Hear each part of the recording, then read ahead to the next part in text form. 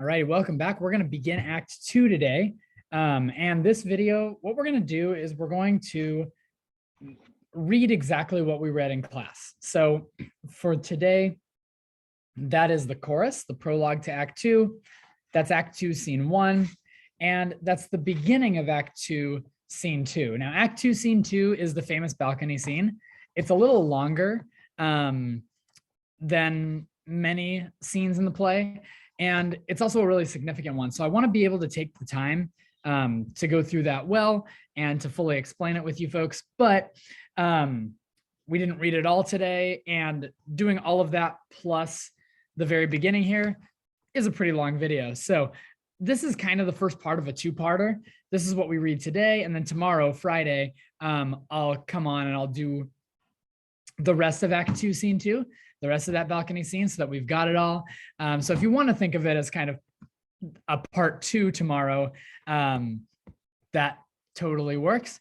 But let's get into part 1, okay? So as you can see here at the beginning of Act 2, there's another chorus, another prologue.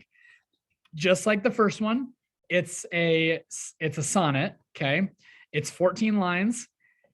It has that A, B, C, D, C, D, E, F, E, F, G, G rhyme scheme. It's in iambic pentameter, etc. It is reminding us, it's giving us a little bit of context as to what came before and also looking a little bit ahead. So let's listen to that chorus. I will mention a couple of things about it as after we listen. So here we go. Enter chorus. Now old desire doth in his deathbed lie, and young affection gapes to be his heir. That fair for which love groaned for it would die, with tender Juliet matched is now not fair. Now Romeo is beloved and loves again, alike bewitched by the charm of looks. But to his foe supposed he must complain, and she still loves sweet bait from fearful hooks. Being held a foe, he may not have access to breathe such vows as lovers used to swear. And she as much in love, her means much less, to meet her new beloved anywhere. But passion lends them power time means to meet, tempering extremities with extreme sweet. Exit. All right, so we look at this. Old desire doth in his deathbed lie. That old desire is Romeo's love for Rosaline, right? That love is dead. Young affection, his love for Juliet, is becoming the heir. So is taking Rosaline's place. I just want to mention a couple things. In line 6, it says, alike bewitched by the charm of looks. So it's love at first sight for both of them. They both think the other one is pretty good looking. And then 9-10, being held a foe, he may not have access to breathe such vows as lovers use to swear. And then 13-14, passion lends them power, right? So being held a foe, being an enemy, he may not have as much opportunity to spend time with Juliet. But like it says, passion lends them power. So because their love is so passionate, they are going to try and do what they can to make it happen anyway, okay? So the chorus exits, we enter scene 1. It is late night. It's after the party, okay? And so Act 2, Scene 1, we've got Romeo leaving the party alone, okay? Now, thinking about the kind of the set or what's happening here, we've got Romeo's on the street just outside the Capulet mansion. There's a wall that surrounds their entire property. Just inside the wall, there's like an orchard of trees. And then just beyond the trees, we can see the building. We can see the Capulet mansion. Juliet's room is on the 2nd floor of the mansion, and she has a balcony up there. As Romeo begins, he enters alone, and then he realizes, I really don't want to leave, right? Can I go forward when my heart is here? So let's listen in. Here we go. Scene 1, an opening place adjoining Capulets' garden. Enter Romeo. Can I go forward when my heart is here? Turn back, dull earth, and find thy center out. He climbs the wall and leaps down within it. Okay. After he climbs over the wall, then his friends show up. Okay. It says, enter Benvolio with Mercutio. Now, they don't know where Romeo's been. They're kind of looking for him, but he's nowhere to be found. So they enter, and as they enter, they're looking for him.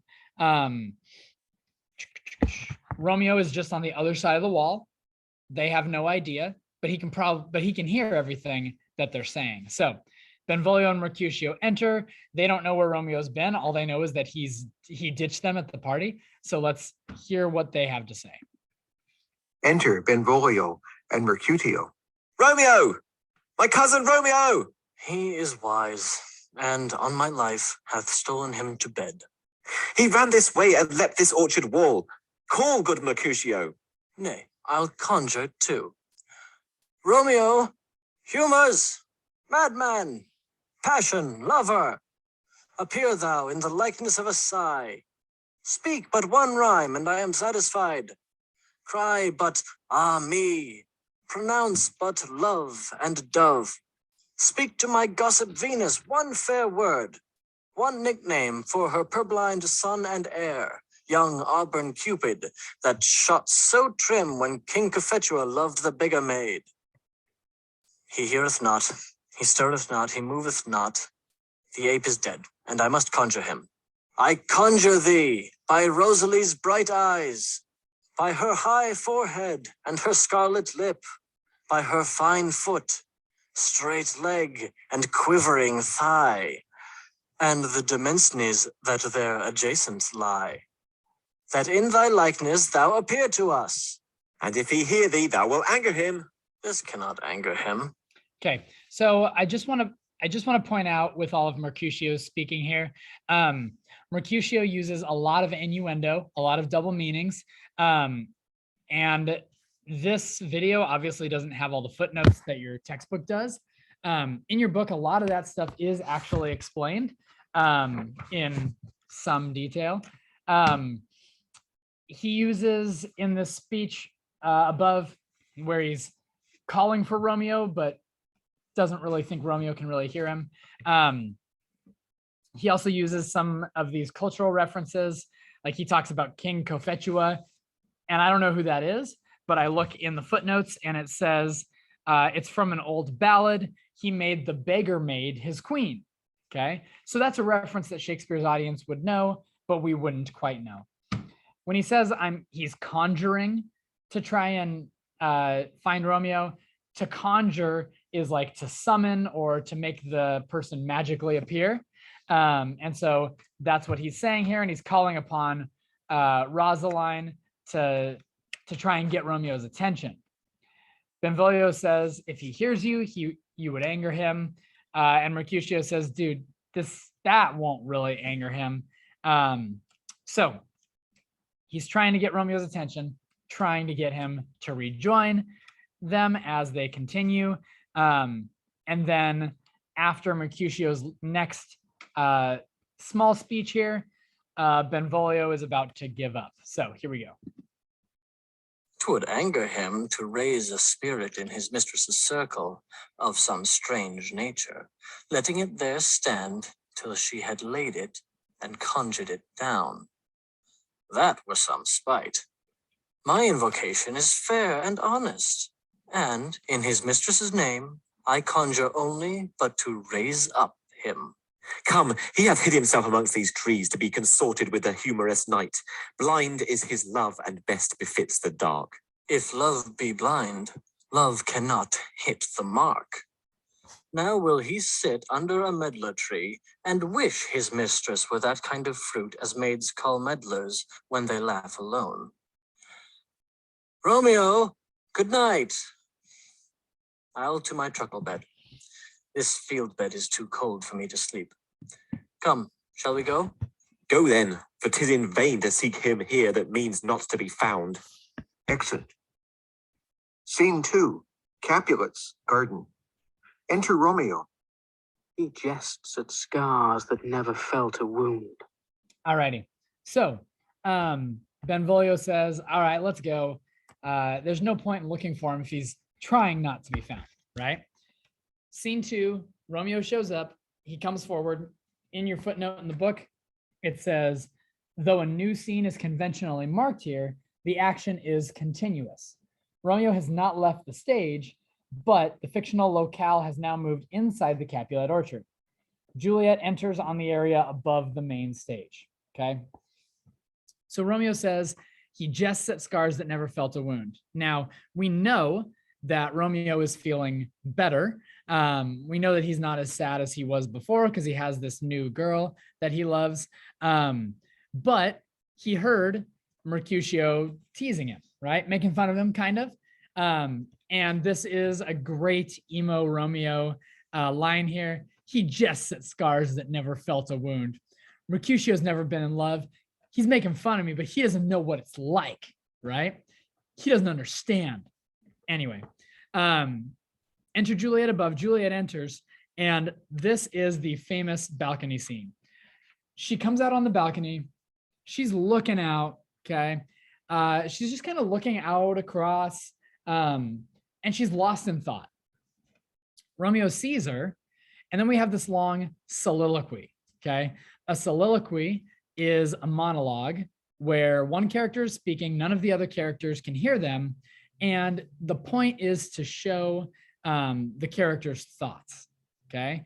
Because none of the other characters on stage can hear them. So unlike other types of media, there's not like a narrator who can tell us what Romeo is thinking. The only way we can get that is if he says it out loud. So he's going to say this out loud. This is one of the two most famous scenes in all of Shakespeare's writing. The other one is To Be or Not to Be from Hamlet. So Juliet enters above. Let's listen to Romeo's speech here, and then we'll point out a couple of things. The first thing I want to say, though, with Romeo's long speech here is that he's really leaning on the metaphor of light equating to beauty. So as you listen to this, please notice that, please notice how he uses light to talk about Juliet's beauty. Excuse me, there we go. All right, enter Juliet above. Let's hear it, Romeo. Juliet appears above at a window. But soft. What light through yonder window breaks? It is the east, and Juliet is the sun. Arise, fair sun, and kill the envious moon, who is already sick and pale with grief that thou, her maid, art far more fair than she. Be not her maid, since she is envious. Her vestal livery is but sick and green, and none but fools do wear it. Cast it off. It is my lady. Oh, it is my love. Oh, that she knew she were. She speaks, yet she says nothing. What of that? Her eye discourses. I will answer it. I'm too bold. 'Tis not to me she speaks. Two of the fairest stars in all the heaven, having some business, to entreat her eyes to twinkle in their spheres till they return. What if her eyes were there, they in her head? The brightness of her cheek would shame those stars as daylight doth a lamp. Her eyes in heaven would through the airy region stream so bright that birds would sing and think it were not night. See how she leans her cheek upon her hand. Oh, that I were a glove upon that hand, that I might touch that cheek. Ah, me. She speaks. All right. So first of all, what light through yonder window breaks, it is the east, and Juliet is the sun. The sun rises in the east, okay? And remember, light equals beauty. So Juliet is the sun. Well, the sun is the brightest thing in the sky. It's the brightest light that we have. So if Juliet is the sun and light equals beauty, that tells you something. He says, arise, fair sun, and kill the envious moon. So when we think about that daily cycle, the sun comes up, sun goes down, moon comes up, moon goes down. The sun rises and kills the envious moon. If Juliet's the sun, then the moon is Rosaline. Then the moon is Rosaline, right? And not only that, the moon is connected to Diana, who was mentioned all the way back in scene 1 when Benvolio was talking to Romeo about Rosaline. So there's a great connection there with that image of the moon. Goes on for a while. There are 2 more images I want to point out from this speech. Line 15. 2 of the fairest stars in all the heaven, having some business, do entreat her eyes to twinkle in their spheres till they return. What if her eyes were there, they in her head? Okay. So he sets up this funny hypothetical and says, what if there were the 2 brightest stars in all the sky and they had to run some errand? So they went to Juliet and they asked her eyes, let's trade places. Her eyes go up in the sky and the stars go into her eye sockets. Well, if that would happen, 2 things. 1, the brightness of her cheek would shame those stars as daylight does a lamp. If you take a candle outside and on a bright sunny day, it's not very impressive, right? And then on the flip side, her eyes in heaven would shine so bright if her eyes took the places of the stars, because they're so beautiful. Remember, light equals beauty. They would shine so bright that the birds would sing and think it was not night. Wow. And then finally, right at the end there, see how she leans her cheek upon her hand. Oh, if only I could be a glove upon that hand so I could touch that cheek. I, me, she speaks. And after Romeo has one more line, you can see down below, Juliet is about to give us that very famous line, wherefore art thou, Romeo? We're going to get a little bit further. We're going to hear the beginnings of Juliet's thoughts before we wrap this one up today. Here we go. Oh, speak again, bright angel, for thou art as glorious to this night being o'er my head, as is a winged messenger of heaven unto the white upturned wondering eyes of mortals that fall back to gaze on him when he bestrides the lazy pacing clouds and sails upon the bosom of the air. Oh, Romeo, Romeo, wherefore art thou Romeo? Deny thy father and refuse thy name, or if thou wilt not, be but sworn my love, and I'll no longer be a Capulet. Aside. Shall I hear more, or shall I speak at this? All right, so this is the famous line, right? Oh, Romeo, Romeo, wherefore art thou Romeo? It's important to note, when we say wherefore, when she says, wherefore art thou Romeo, the word wherefore, and there's a footnote for this, wherefore means why. It doesn't mean where. She's just kind of looking out, but she's not looking for him. Remember, she doesn't know he's down there. She doesn't expect him to be down there, right? So she's not saying, where are you, Romeo? Wherefore means why. So, oh, Romeo, Romeo, why are you Romeo, right? Or, Romeo, why did you have to be Romeo? Why did the person I love have to be a Montague? Why did you have to be the only son of my great enemy? My only love sprung from my only hate. And then she says, deny thy father and refuse thy name, or if thou will not, be sworn my love, and I'll no longer be a Capulet. So, Romeo, why are you Romeo? Deny your father, refuse your name, stop being a Montague, or if you won't, then swear your love to me, and I will remove my name. I'll no longer be a Capulet. Romeo has this quick aside. Shall I hear more or shall I speak at this? Remember, aside means they're saying it out loud, but they're not saying it to the other character. They're just saying it to themselves, okay? Let's continue. We'll hear Juliet's next speech. We'll talk about it, and then that's where we'll pause today. 'Tis but thy name that is my enemy. Thou art thyself, though not a Montague. What's Montague? It is nor hand, nor foot, nor arm, nor face, nor any other part belonging to a man. Oh, be some other name. What's in a name? That which we call a rose by any other name would smell as sweet. So Romeo would, were he not Romeo called, retain that dear perfection which he owes without that title. Romeo, doff thy name, and for that name which is no part of thee, take all myself. All right. So, 'Tis but thy name that is my enemy. Your name is my enemy, but you're not. You are yourself, though not a Montague, meaning even if you weren't a Montague, you would still be yourself. What's Montague? It's nor hand, nor foot, nor arm, nor face, nor any other part belonging to a man. So basically, she's saying, where is your name? Okay. It's not in any part of your body. It's not a physical thing. It's just an idea, right? And so it's not real. Okay. It's not like your name lives in your pinky finger and then your pinky finger gets smashed and the doctor comes to you and says, I have bad news. Your pinky finger is shattered. We have to amputate it. And even worse, remember that the pinky finger is where the name lives. So after it's amputated, you're going to have to come up with a new name. Of course not. That's ridiculous, right? And that's what Juliet says. Your name isn't hand or foot or arm or face or any other part of you physically. It's just an idea, okay? I love the metaphor here. That which we call a rose by any other name would still smell as sweet, right? Doesn't matter what you call a rose. You can change that word. It's still going to be the same flower and it's still going to smell the same. The same is true for people, she says. Romeo would still be perfect if he were called something else.